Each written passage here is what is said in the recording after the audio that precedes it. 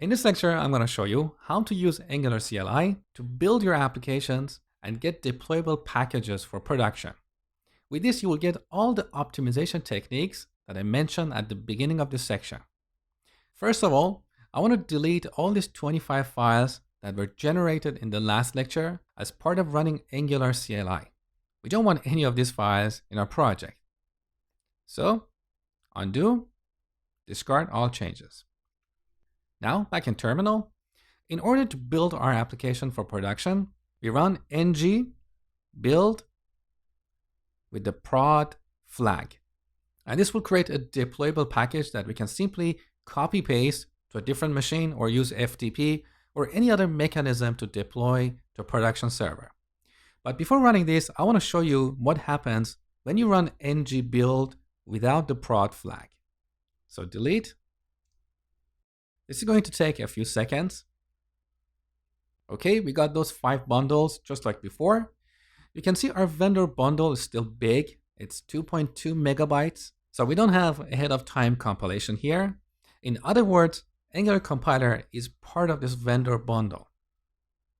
Now back in VS Code, you can see this new folder here, dist, which is short for distributable. Let's have a look. So we've got the favorite icon for our application. We've got the glyph icon files, which are part of Bootstrap. We've got index.html and our bundles. Now I want to show you a few things here. First, let's take a look at this index.html. This index.html is slightly different from the index.html that we have in our source folder. So here in the body element, after app root, we have a few script references. So the first one is a reference to inline.bundle.js. After that, you can see a reference to polyfills and other bundles in our application. In contrast, the index.html that we have in the source folder doesn't have any script references. Let's have a look. So we go to index.html in the source folder.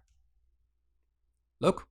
Here in the body element, we don't have any script references because during development, these bundles are injected into the body element at runtime. Okay. Now back to the dist folder. For every bundle, we have 2 files. One is the actual bundle file, and the other is a map or a source map file.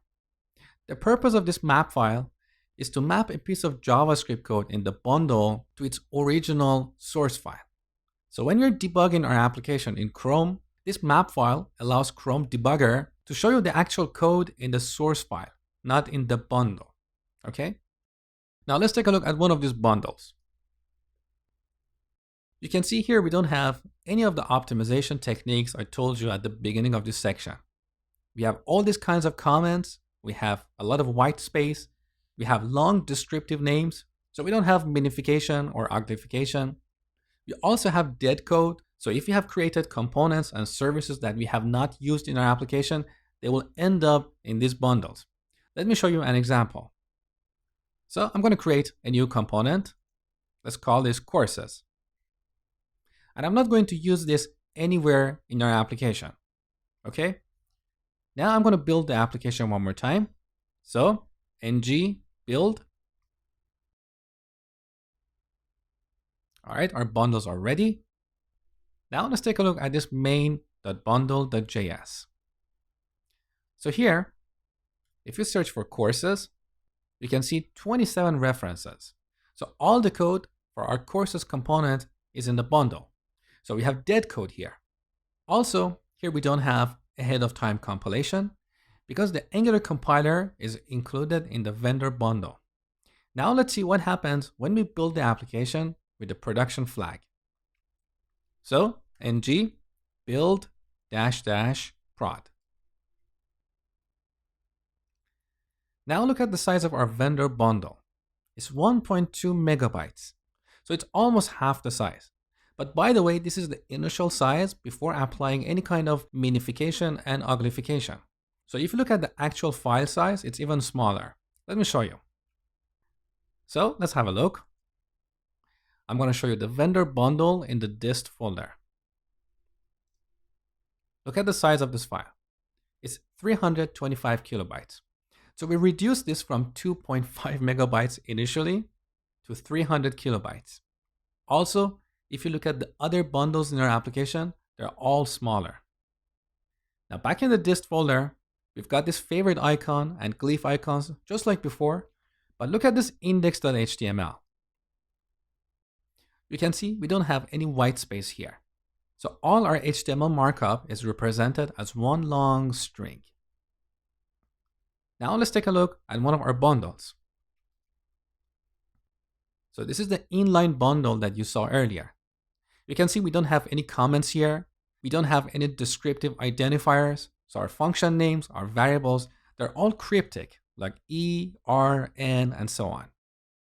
Also, here in the file names, we have this random string that we call a hash.